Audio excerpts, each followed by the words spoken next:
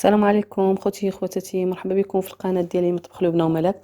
اليوم نحضر معكم مركز ديال الحامض كيجي على هذا الشكل هذا، مركز اولا كنقولوا ليه سيرو ديال الحامض.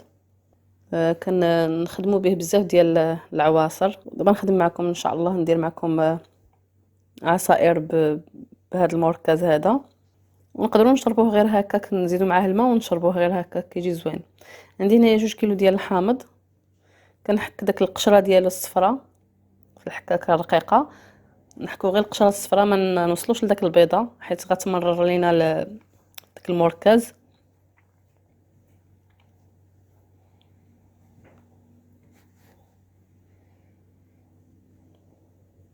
نحاولوا معها حتى نحكوها كامله، نحكوها لداك 2 كيلو كامل ديال الحامض. من بعد كنعصروا العصير.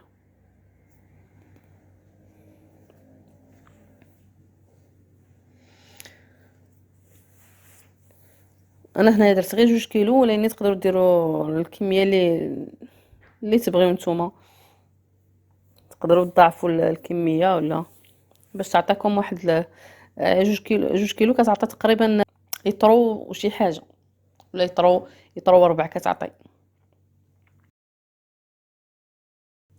على حساب الحامض الا كان فيه الماء بزاف. هنا من بعد ما عصرت الحامض كامل،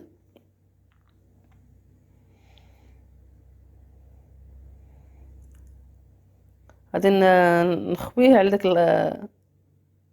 داك القشره اللي حكيت.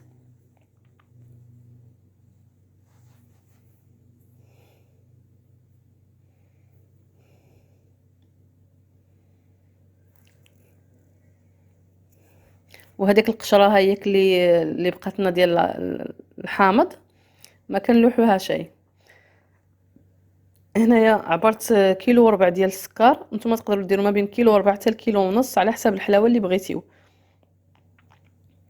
المهم ما تكونش قل من كيلو وربع، حيت الحامض كيكون خصو ضروري شويه ديال السكر باش ماشي بحال الليمون.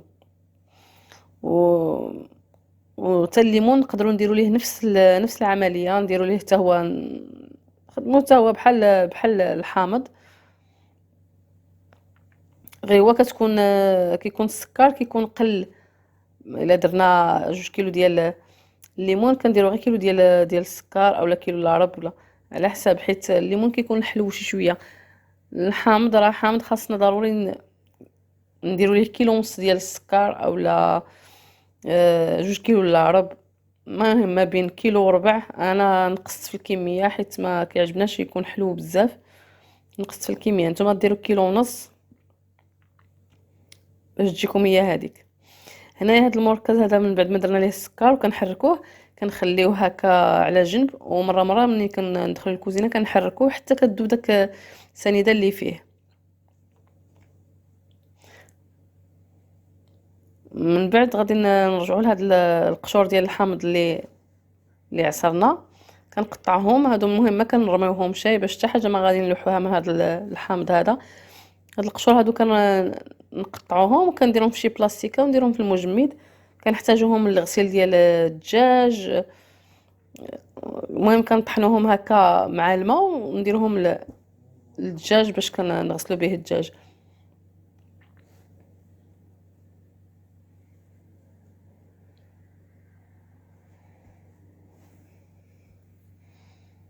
ديروه في شي بلاستيكه باش ما يشد لكمش البلاصه.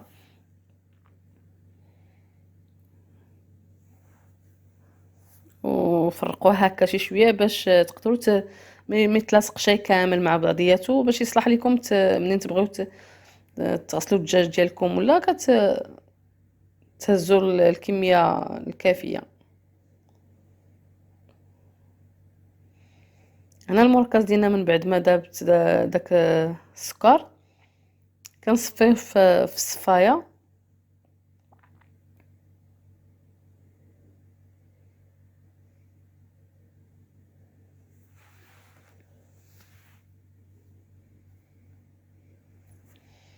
كنصفيه وداكشي اللي كيبقى لينا في داك الصفايه كنديروه في شي بواطه. داك القشره اللي كنكونوا حكينا كتولي هنايا راه تقريبا كتولي معسله حتى هي، راه حيت فيها السكر. هادي كنستعملوها في الحلوى، نستعملوها في الكيك، نضيفوها في الحلوى ديال اللوز، في الصابلي.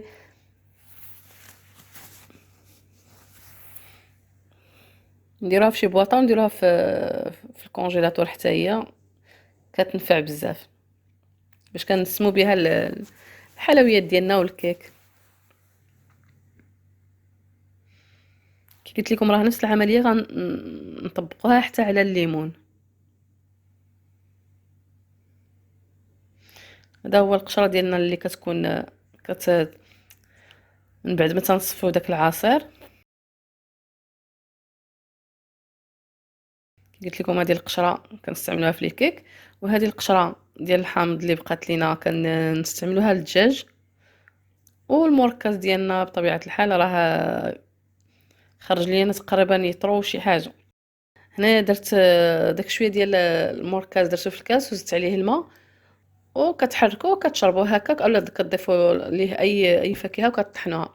المهم تهلاو فراسكم، كنتمنى يعجبكم هذا الفيديو هذا، وما تبخلوش عليا بلي لايك الا كنتي وجدات، ابوناو وديروا لايك، ديروا لي لي كومونتير. السلام عليكم.